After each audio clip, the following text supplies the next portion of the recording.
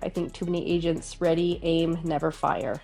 So I would say just start throwing things at the wall. Something will stick.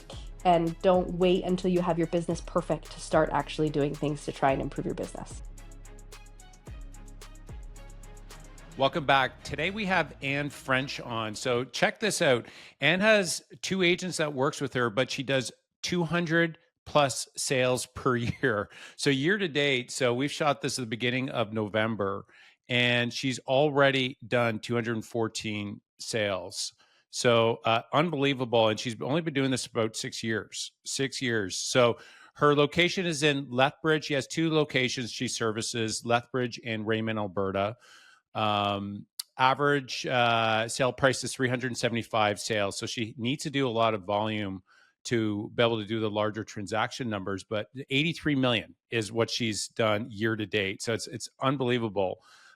She's actually spent about a year and a half teaching in Japan as well. I want to talk a little bit about that. That's on my bucket list. So I want to make sure we talk a little bit about that. But we're going to talk about how she started and a little bit about what she's doing now as well. And welcome to the show. And thanks so much for having me. I really appreciate it.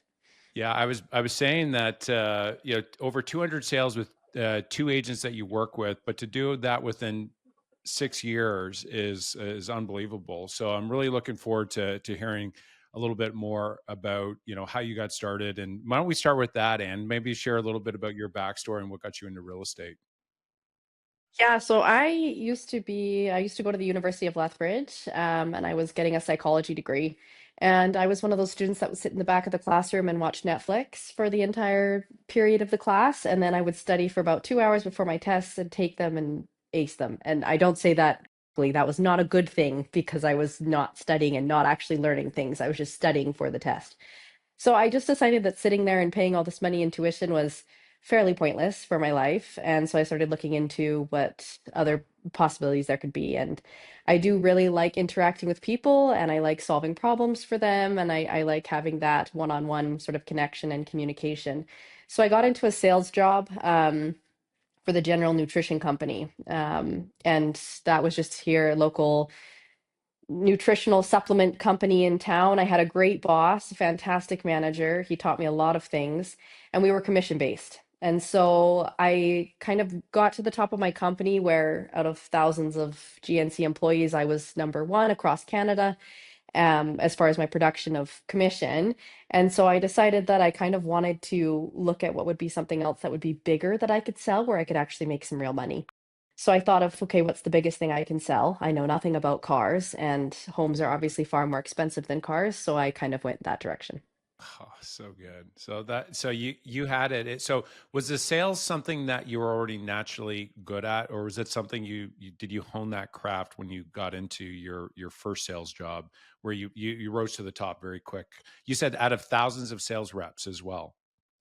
Yeah, I don't think I'd ever done sales anywhere else before. It just kind of sort of came as naturally to me, just like once again, because I like talking to people and having that interaction. And we were always taught, to try and sell them something else kind of thing. It was more salesy for sure than home sales are. And so it just kind of worked that way. So, Yeah, that's unbelievable. So, and it makes sense to me. It's like if you're a good salesperson, what's the largest thing that you can sell? It's right? like the only thing I could think of if you're going to go one step is maybe like the big super yachts, but there There you aren't go. too many of Yeah. those in Alberta that Yeah. you could sell. So that makes a lot of sense to me. So, why don't you take us through the first 6 months? So you got your real estate license. Take us through that early struggle phase for you. Yeah.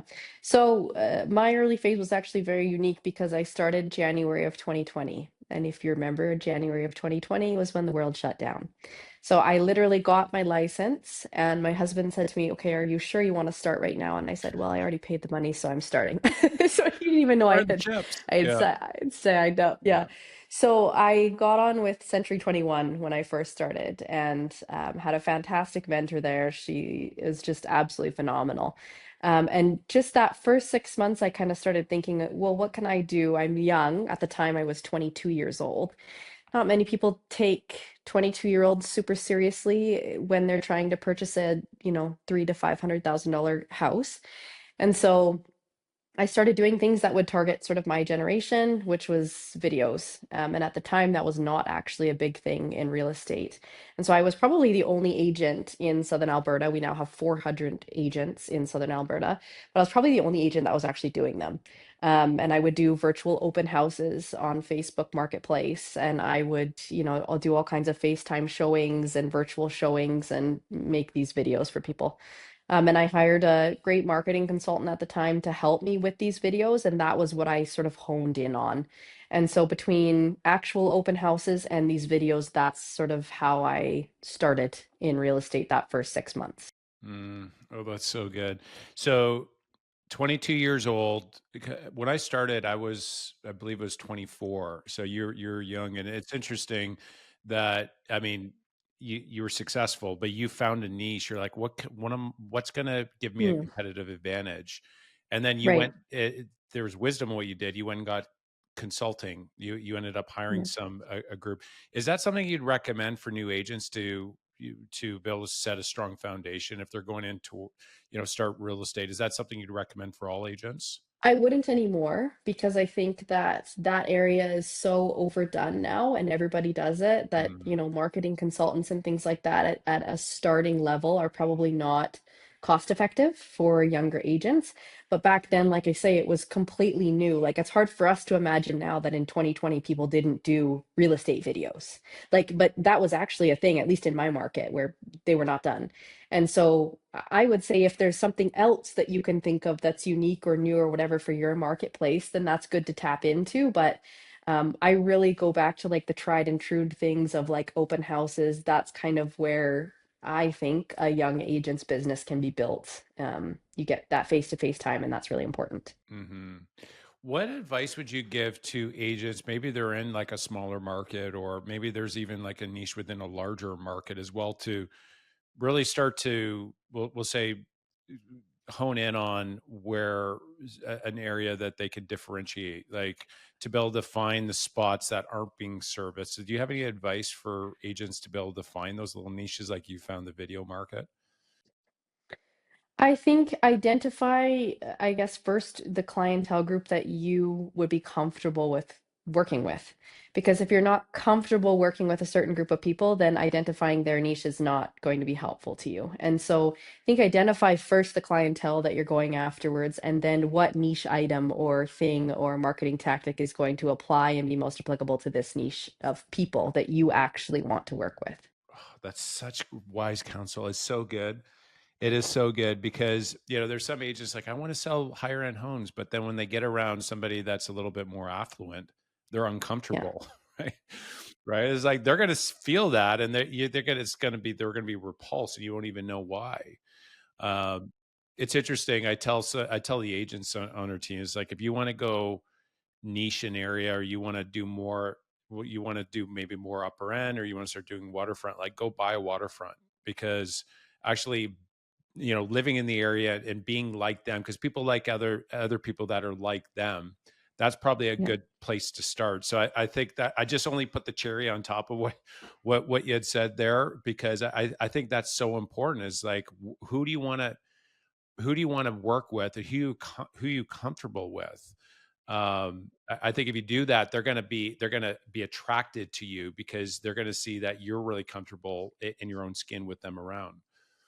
Yeah, absolutely. That's something that like I've worked really hard at is sort of being the client that I'm working with. So it comes down to even like the type of car you drive, or the way I do my hair every day, or like the type of clothes I buy. I haven't bought new clothes since I was in grade 8. Like just you want to be relatable to these people. And so if I rock up in a Ferrari, and which I've seen some of my coworkers do, and Louis Vuitton shoes or whatever, there's nothing wrong with that. But they have 100% a different clientele group that they are going after than I do. And I'm a farm girl.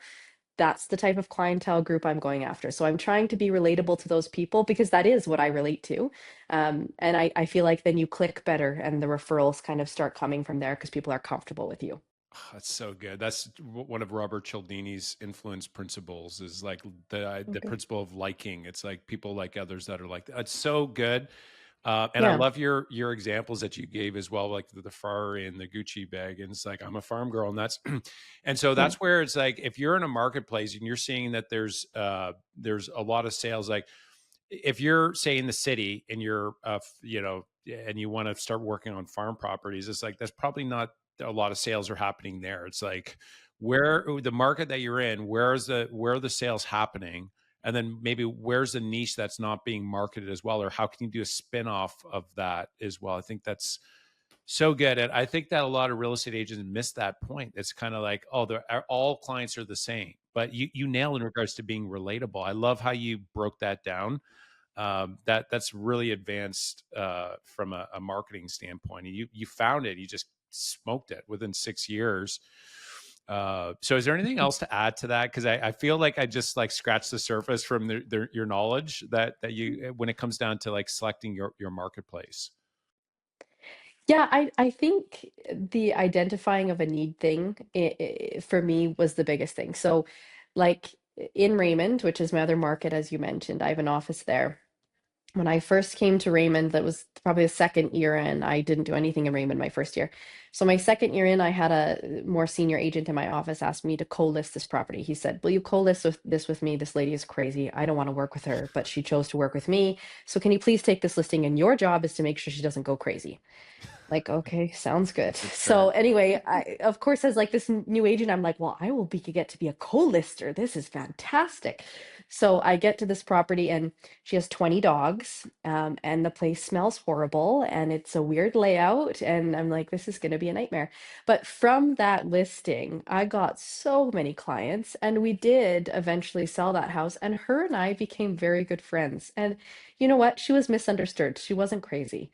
And so, like, we developed this relationship, and now on Facebook, all the time, she'll be recommending me to this person and that person. And like, she's become a supporter, and she's just this older lady that was very misunderstood, like I say. And so, identifying of the need. So, once I was there and in town, I started being able to talk to these people, and I found out that there was a couple very challenging agents that worked in the area at the time that a lot of people had had very negative experiences with. And I'm not speaking on about them. I have had good experiences with the two of them, and I've kept it very professional.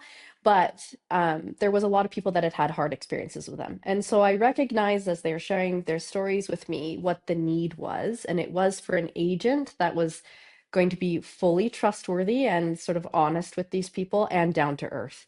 Um, and so I think that as you identify that need, then you don't change your personality to become what they need. I'm not trying to say that, but you definitely do sort of adjust and adapt and be very aware and mindful of what these people are looking for, and therefore what your niche and what your clientele group are needing and wanting in that community. Oh, I So, love that.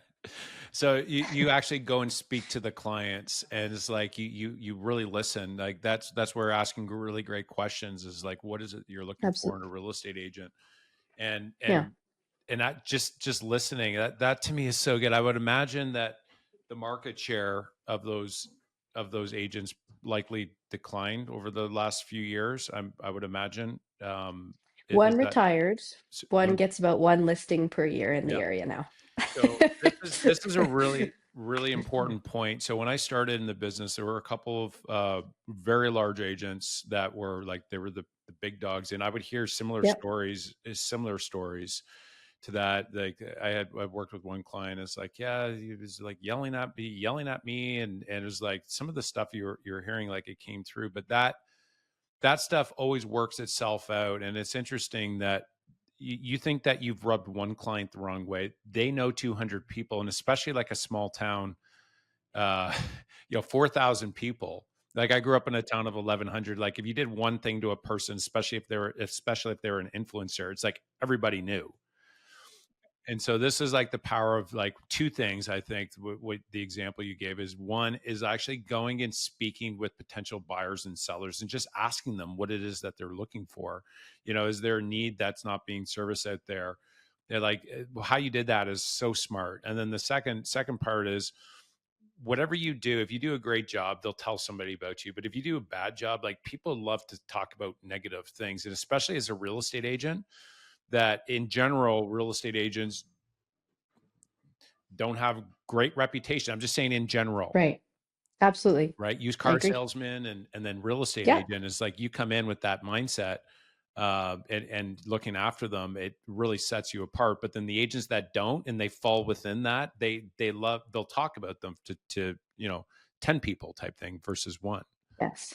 Yes. Yeah. And that's what I saw very quickly was your reputation was absolutely everything. Like, and it just in this industry, it is absolutely everything, but not only to clients, to other agents. And so garnering good relationships with other agents is incredibly important too, because I find that the ones that by the off chance you don't have a good relationship with, you will have to do a deal with them and they will be a nightmare. And so that doesn't help your client either. And so if you're thinking just purely client, like I'm doing everything to try be the best interest of my client. Well, the best interest of your client is to also have good relationships with other agents. So it's not just the clients, but it's also the realtors, and your reputation will go everywhere and affect everyone that's involved in that circle. So It was just like capture that all into like a little course and teach all the agents out there like that. I totally agree, 100%. It's interesting that we get that comment from a lot of the agents that work with one of our agents. So like everyone that I've worked with so far, they're like really great to work with, and we talk about this a lot. It's like, listen, number one, we got to look after our client, okay? But at the end of the day, if there's a good relationship with the other agent, exactly what you said is like, then that's the best thing for our client, right? And I'm not talking about like the agents that are like, hey, yeah, my buyer's gonna come up to this if you go to this and playing the game, that game, it's not, that's what I'm talking about, like still going to the wall for your client, but being professional and great communication and not ghosting other agents, not talking negatively about your client to other people and about like, so that goes so far. And it's interesting that you had said one of the agents was out of the business because the agents that are super hard nosed, where they're like a bully out there to all the other agents, they generally, I find, they don't stick around very long because it's so taxing on them. It's like every deal is like this big scrap that they're getting into. Eventually they start to, get tainted, and then, people, they stop getting attracted to them because they get around them and there's like negativity that they're feeling, right? Of course yeah, they are. They're getting beat up all the time, trying to, fight every agent out there. That makes things yeah. harder. Absolutely. And I find in my industry, because I know in some provinces it's not allowed to double end deals, but I do find that realtors like that have to end up double ending their own deals most of the time because you don't have, you've got this agent and maybe my buyer brings this property to me. I say it's a great property, let's go see it. And then they say, hey, I'd love to make this offer, but I want to come in lower. And then as an agent, you're just going to say, sure, I'm happy to come in wherever you want to price wise. Just be advised. This agent is not crazy easy to work with. And so when we come in with this lower offer, just be aware that negotiations are going to be a little bit difficult. And so, I make my clients aware of that. And that doesn't help deals get done, right? Like that is a factor. And so if you have that better reputation and relationships with those agents and with your client, it's better. It's just better. That's the bottom line. So, I yeah. 100% agree. And what do you think about your personality, like your traits? You said you're, farm girl, down to earth. What do you think about your traits is so attractive to clients that would make them want to work with you? I think one of the things I've heard most recently is that I am very down to earth and I'm very kind, but when push comes to shove and we're doing a deal and we're trying to get a house sold, like I'm very straightforward with people and I will tell them what needs to be done. We do, Mr. and Mrs. Seller, need to drop your price. You did start too high. Like I don't really beat around the bush too much. And definitely there's some like, helping of feelings and I make sure I word things properly and everything else. But I think there's a difference between being a pushover agent where you just do whatever your client says and you're the nice agent and actually wanting to get your client's property sold. And so if you're not willing to tell them those hard things and have those difficult conversations. So I think I've tried to find a balance between being a kind and nice, personable person, but also doing my job properly and good and in a way that actually gets the job done. So Yeah. Yeah. I think people want a guide and not an order taker. And sometimes like I've seen agents like that as well, where they're like you can kind of slap them around. They're like such a pushover. It's like they're so kind, but it's like, man, he's like a little teddy. I just got to poke him. It's like you almost like, instead of like being kind, yet they have having candor is like probably the best way I can explain it. Right? You can tell people the truth, especially, and this is so important, especially when they need to hear it. Like you had said, it's like, pricing. That's a big one. Or sometimes it's just like, so they need some encouragement to accept the offer, because it's the best thing for them. Is just, there's, like you said, there's emotions there, so you got to help them through it. But down the road, I don't know how many times I've seen it go both ways, where I've seen agents where they're like, the client's like, I don't, and then they didn't push, and then down the road the client was like, I wish I would have done that. And then I I've wish had, I would have. yeah, I wish I would have. And then the agent's like, I'm having the conversation with the agent after, and they're like, yeah. And then the other side of it, I've had it where it's like where they push them when they needed it. And down the road, they're like, oh, thank you so much for Right. pushing me. Like, talk about getting Yes. referrals in a lifelong, especially it goes well. And so that's why I think it's so important, is like, if you have a genuine love of people, and this is something just from having a conversation, it's very clear you have it. It's like you said, kind, but for me, it's like this foundational trait of, like, it's called the agape love, the genuine love of people. It's like, I don't it's not romantic, but when I meet somebody, it's like I have a love for you. I think that allows you to make the right decisions and handle the situations the right way, as in, like, encourage them when they need encouraging, and then Hmm. being kind when they need it, to kindness, but then also empathy as well, to be able to help Yeah. them emotionally through these decisions as well. Yeah. I do always say to my clients, my job is to be the emotionally non-biased third party in this interaction when we're dealing with offers that are difficult. So you've got the buyer, you've got the seller. And I do work with a lot of buyers, but I do focus on sellers. And so usually I say, Mr. and Mrs. Seller, my job is to be the non-emotional, non-biased third party in this relationship. And so my job is to tell you that at this moment, I would highly recommend that you do this. Now I know that you feel a certain way about this and that you don't think that's good enough or you don't whatever. But keep in mind, here's what the market's saying, and then you provide the stats. And this is how I'm feeling about the way that this buyer has decided to approach the offer, et cetera, et cetera. So my job is to non-emotionally say to you, I would recommend you counter at X, or you accept X, or you reject X, or whatever the case may be. And I do find that that sentiment does help a lot of times, because then they just realize that, like, you are actually looking in their best interest and you're not getting emotional about it. And it is so important to have a non-emotional party in that kind of an interaction, I think. Um, versus an agent that just genuinely needs the money and just genuinely cares about their commission check. And unfortunately, there are a lot of agents like that. I mean, that's just the world nowadays. We all need to make money. That's part of what it is. But like, I do think that when you're able to take that out of it and you're not worried about whether or not this house is going to sell, you are just worried about the fact that this is a good deal and you know it and you think that your client should accept it, then I think, like I say, you can sort of take the emotion out of it, because it's not personal. If they don't accept the offer, if they don't counter the way that you want them to, it's not personal. It's just their decision, and that's what it is. Mm, So, so good. yeah.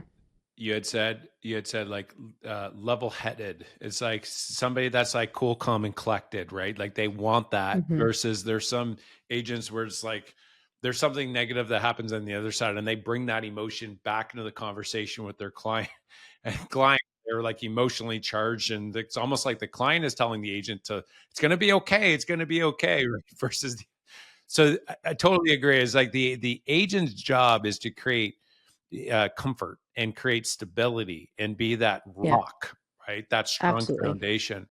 And so this is the genius in how you responded, is that you actually, you came from a place of coming beside them, right? So a lot of agents will come and go toe to toe with the client, and the client feels that, and then they tense up, right? And it's like, I'm not going to give anything. But what you did was you came beside them, and you actually said, I understand you're probably feeling this. And you actually labeled the emotion on that. And I think when you do that, they feel understood. And then all of a sudden Hmm. it's like, okay, Anne is beside, she's on my team. It's us against Absolutely. them, right? And so Yeah. you've labeled their emotion. I think that is so powerful before you give the suggestion to remind them that you're coming from beside them and you do truly understand. And I think the mastery is labeling the emotion they're probably feeling. And if you can do that in a clear way,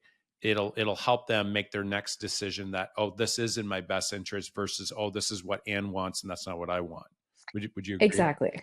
Yes, I don't ever want my clients to feel like they're just doing it because I say to do it. So I get in those conversations all the time and they say, well, you think I should blah, blah, blah. And I say, yeah, sure. I think you should do this. This would be my recommendation. That being said, I think you should hang up the phone now, and I think you should go talk to your spouse, and I think you guys should make the decision that's best for you. And I do always say the other part of this that I don't know fully is I don't know your full financial situation because usually it does come down to price if we're being really honest. So I don't know your full financial situation. And so would I recommend that you do this? 100% I would. That being said, I can't see your finances. And so if there is something that I'm not aware of in this situation that you guys need to talk about, then that's something that has to be factored in. And I would love to be led in on sort of those things so that I can figure out, how can I best work this deal in your favor? Because obviously I'm non-biased to them accepting or rejecting the deal. Obviously, I'd love for them to, but I am biased towards representing them 100%. Like that is my job, is to represent them the best. And so if I have all those factors in mind, then I can represent them even better. So I don't know. I just think that people have a lot going on, and this is a very big transaction in their life, and this is lots of times people's entire life savings and entire life journey. And so it's a very delicate sort of situation, but one where you do have to make sure you're representing them the best, but also keeping your personal emotions out of the situation. Yeah, it's so good. It's so good. And we got to remember too, right? Like exactly you said that it's a big decision, it's a big investment, but they're not professional home sellers or home buyers. It's like they do it maybe once every 7 years, and we're doing this all the time. I mean, some agents maybe are doing it once every once every 7 years, where they're maybe not doing it that much. But the point there is, Sure. is that's our profession, and that's what we're hired to do. Where they're they're hired to be an electrician, they're hired to be a lawyer. Like that's their craft. And so Hmm. coming in and selling a home, that's like they're looking to you as the pro to come in and give insight and counsel and professionalism as well. And I think we're not coming in as like a buddy. We're coming in as an expert coming in, and I think that context is really important. It's like when you go to, the you get legal counsel from your lawyer, the lawyer's not asking you, like they're not depending on you to make the decision. They're giving you, saying, here's what I recommend, right? And I think that's the same thing when we're sitting with their clients. As a professional real estate agent that does this all the time, we need to give them context and not just be, well, what do you think? It's like they're hiring us for that counsel at that highly emotional point in the transaction. And I think taking Yeah. advantage of it is what creates like massive amount of referrals. And especially if you can truly understand what's important to them and then go after that at that level, I think that you touch them at a deeper level where they're like, okay, there's value. And I think not doing that is one of the biggest reasons why there's this big attack on real estate commissions, is because clients, they don't see the value of that. But I Yes. would imagine that you get very few commission objections, or after, with your clients, of them saying, oh, your commission was too high, I'm not happy with your service. I would imagine it'd be barely any, if any, clients with you, I'd imagine. Yeah, I've actually worked on that over the last year. It's interesting you bring that up. I did have a meeting with an agent in my office, and he's an incredible agent. He's been doing it for, I think, twice as long, maybe three times as long as I have. And he noticed that in certain towns and in certain areas, I was doing a bit of a commission reduction for some of my clients. And I think it had to do with what we first talked about, which was the small town reputation and just sort of that traveling from people. I was always trying to be very fair with people, right? And I have stopped. Sorry if you're listening to this and are my clients, but I charge what I charge now, and I actually don't feel bad about it anymore. And the reason is because I don't overcharge them. I charge just the standard rate in Southern Alberta, but I've learned that my value is there. I have the experience, and they could go hire somebody else that's cheaper. But I promise, and I can promise my clients that your transaction will be smoother if you work with me because I have worked on making my systems exactly perfect and the timing of everything exactly perfect and the marketing exactly perfect. And I think that there is value there. So could you save $1,000, a couple $1,000, whatever, and you want to go with a different agent? Sure, but I think ultimately it comes down to time is money. And I think that interactions, like I say, with buyers and with other agents are so key and so important. And how your listing is presented is so important that you're better off to pay, just like I say, the standard rate and get the 100% exceptional service versus taking the discount. And then maybe you're sitting on market for 6 to 8 months and nothing's gone anywhere. Like it just, time is money. So, hundred yeah. percent. And this is where I would imagine if your sign goes out front, your for sale sign goes out front, and the public sees it in that small town, that example that you gave earlier, and the one of those two agents, for example, that maybe didn't have as great of a reputation, their sign goes out front. I would imagine that the buyers in the area that are looking at the home would, if they recognize the other agent and they see all of a sudden that house is negatively branded, so that the value of the house and the buyer's perception of the buyer is actually diminishes, it lowers. Whereas somebody like you that has a great reputation, your for sale sign goes out front. That sign is branded. It pairs together with the house to make the house actually more valuable. Like that, this is what I branding hate to is. say it, It's but I a have real seen thing. So that. just the sign Yes. out front, I Yeah. would argue that you are worth it. You're worth the extra just for the sign because you've worked up a reputation. When buyers see your home, it's a quality listing, and that's how we want buyers to think of their home. Just that alone.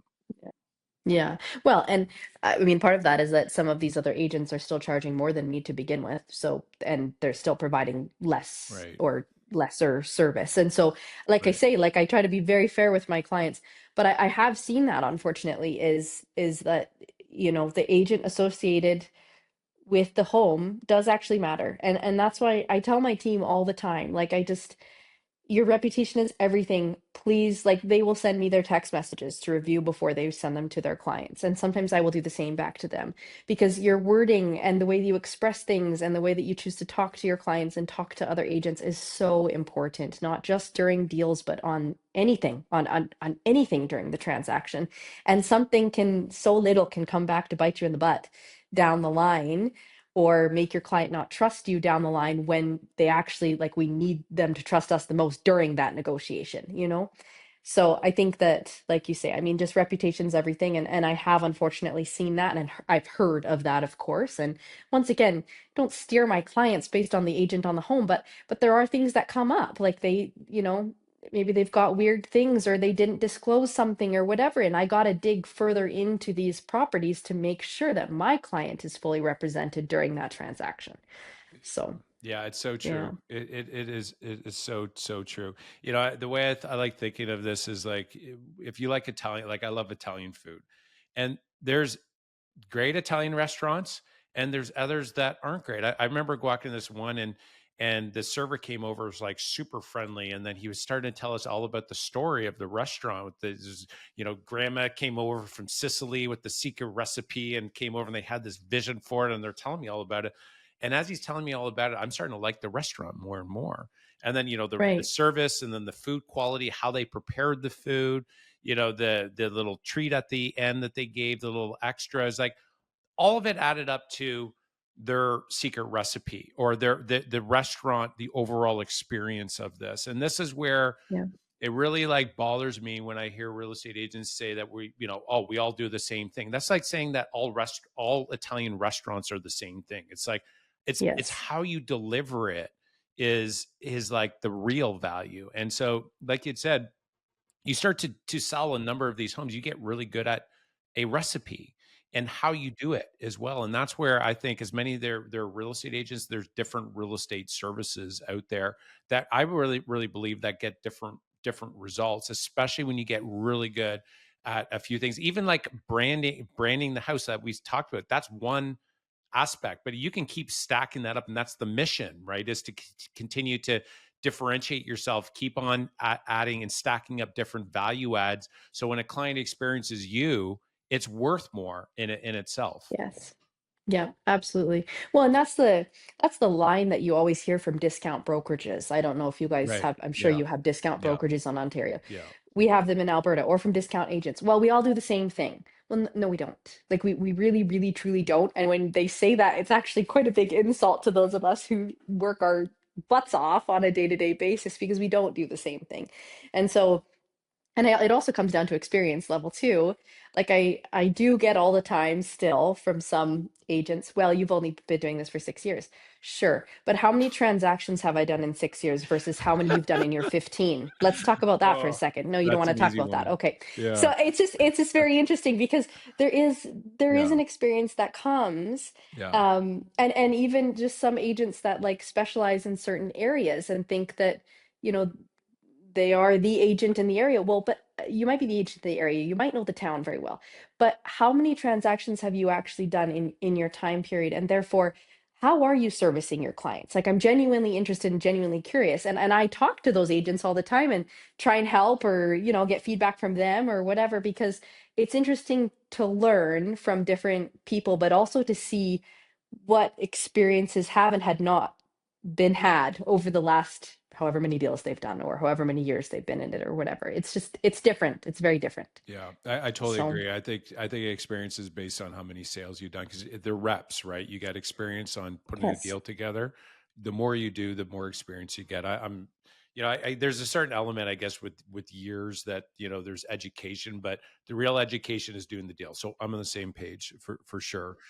Um, I'm curious about your daily habits. So you're doing a lot of transactions on a day to day. I mean, you're a mom of two young kids, and you're doing all this, and you have such a deep care for clients. Are there any daily productivity things that you do on a daily basis, and like, how do you manage your day to day to be able to get so much done in a year, over 200 sales in a year? Yeah, her name is Cami. That's how I managed this my whole life. Cami is one of my buyer's agents, but also my assistant. And without her, I would be fully and completely lost. She has about, I don't know, 17 spreadsheets that she's got on the go for us. So we've got clients' emails, and we've got, these are our deals, and these are our condition dates, and these are whatever. This is the Christmas card we're sending out, whatever the case may be. She's got all the spreadsheets all the time. And then she does all of our paperwork and our back end stuff. And so I just try and we share calendars so everybody knows what everybody's doing on my team. And then we have weekly meetings, and those are very important. And we have certain jobs and tasks that I've allocated to them that I don't have to deal with. And I take those off my plate so that I can fully focus on, interacting with new clients and getting new business. And so, and then the other thing is that all of our spouses are involved. So my husband does a lot of our photography, drone photos. He does all of that. And her husband does our closing gifts. And Briggs, our other buyer's agent, his wife does our videography.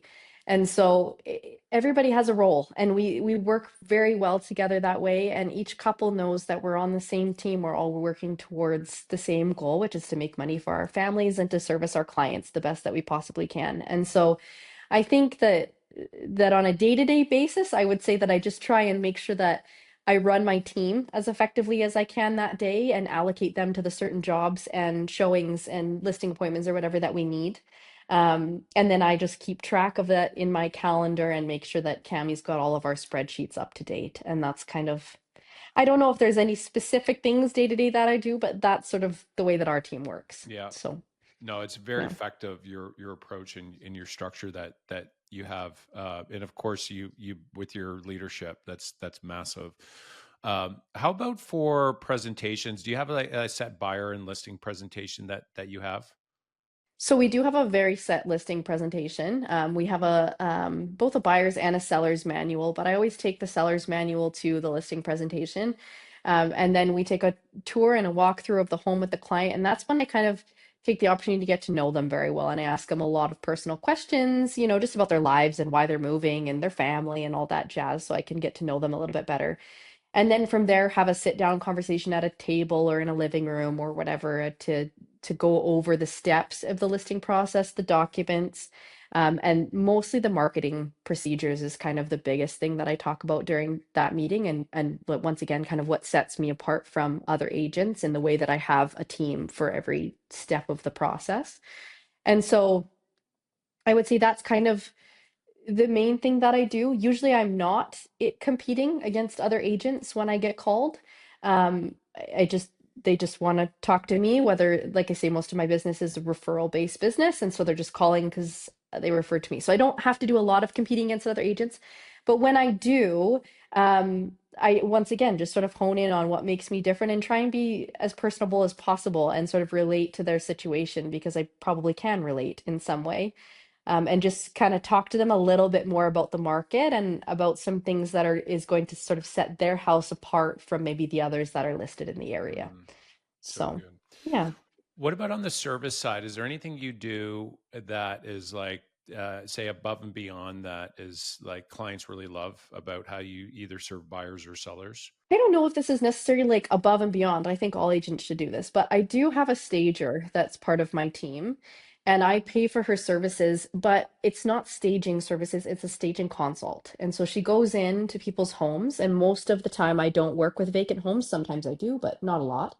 She will go in and help people for an hour to 5 hours, be in their homes with them, working side by side, helping them pack boxes and move things and change whatever she needs to do. And I have found that service invaluable. It causes a lot less stress for my sellers, and it makes the pictures look so much better. And so that I would say is different from what I hear most agents doing. So I have, like I say, a designated staging lady that does that and works on that.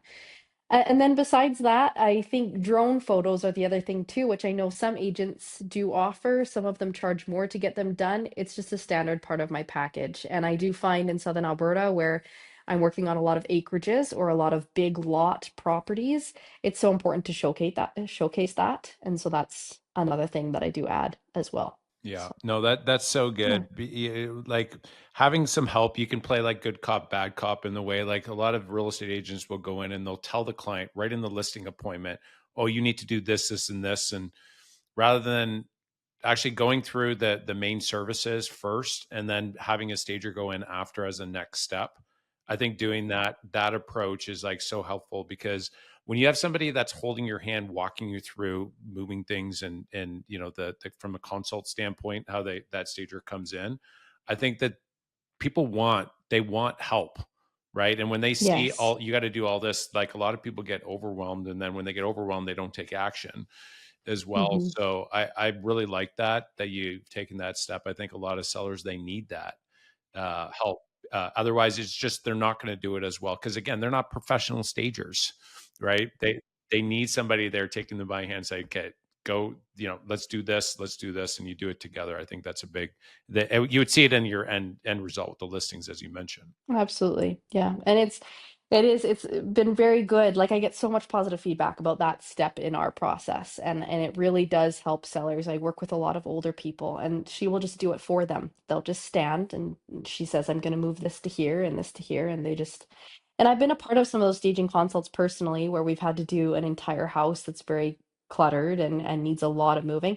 And it's amazing. The sellers actually feel super good at the end. Yeah. They're like, wow, my house looks like that. Like, they it just so it's been a very rewarding, that part of the process for me personally. You Yeah. get it after sometimes where the seller's like, hey, I don't think I want to move now, right? Like, Yeah, exactly. Yeah.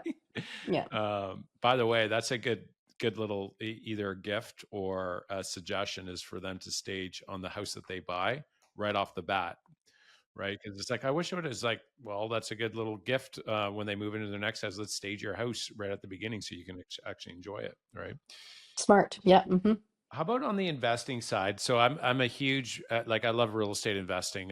To me, it's that's the biggest regret I hear from real estate agents. It's like, Yeah. I wish I would have bought more real estate 10 years ago. It's like, well, 10 years from today, you're probably going to be looking back at Say the today same and thing. saying, Yeah. yeah. So, how's the market for investing in real estate where you are? And is that something that you believe in on the real estate investing side? Yeah, I work with a lot of investors. Lethbridge is a very high rental market, is sort of how I would say it. We have very low vacancy rates. Like I think we're below 1% right now vacancy in Lethbridge. We have the university, but we also have the college. And so we've got a lot of university and college students coming into town that need these rental properties. So it's very common to suite your home in the basement, whether legally or illegally. That's what we have to call it around here. But I mean, it is very common for people to buy these properties that have suites in the basement so that they can be a little bit more affordable for them on a month-to-month basis, whether that be first-time home buyers or just actual investors. And so, yeah, I would say that we work with a lot of investors, and more so when the interest rates were super low, I found myself working with a lot of investors. And now I feel like as they've gotten a little bit higher and prices have also risen, I feel like there's been a lot of investors that have kind of retreated and only come out if there's like a super good deal, which are very far and few between. But I do find that they're definitely still out there, and there are still people from other markets like BC and Ontario that still see the value of the Southern Alberta market in how affordable we are in comparison to other markets, and so they still feel like their money goes a lot longer or a lot farther, sorry, here than it would in their own province. Yeah, right on. So properties can actually carry themselves with rent so they can cash flow in your market. Absolutely, Yeah. yeah, Yeah. That's so many markets out there that you can't you find those can't, now. So, yeah, uh, yeah. cool. All right. So I have three rapid fire questions here for you, Anne, and then we're going to wrap up. You ready? Okay, ready. Okay. I love reading. I'm a big reader. I'm curious, which book has made the biggest impact in your career? Ooh, that's hard. I'm not a reader, I'm a documentary person. Okay. What Um, documentary? You I can would. say that too. That we can go there I too. don't know. I watched many. I would say the Let Them Theory is a very good book. I just in general, as a mom, as a spouse, as a business owner, I think it's a very good book. Very good. Yep. You can't change people, right? So don't try. That's right. All Yeah. right. Second question. Three words that best describe you. Say energetic, um, kind, and competitive. Good mix. And final question, what advice would you have for the real estate agents that are listening today? What final advice would you have for them? I would say stop. They always say the ready, fire, aim, or ready, aim, fire. I think too many agents ready, aim, never fire. So I would say just start throwing things at the wall. Something will stick. And don't wait until you have your business perfect to start actually doing things to try and improve your business. Great advice. Take action. So good. And for the listeners out there, the real estate agents that are listening today, if they want to refer you, maybe a buyer or seller, or find out a little bit more, just reach out and connect. What's the best way they can do that? Sure. Yeah, my phone number would probably be the best. So they can call or text me anytime, 403 Amazing. And thank you so much. That was really enjoyable conversation and so much wealth and knowledge, and congrats on all your success as well. Thank you so much. I really appreciate your time today, Mark. Awesome. And thank you everyone for listening. If you enjoyed the show, you can go ahead and subscribe to the channel or share it with another real estate agent that you think will benefit from it. Thanks for tuning in to the Full Out Real Estate Agent. I love you guys and keep on going full out.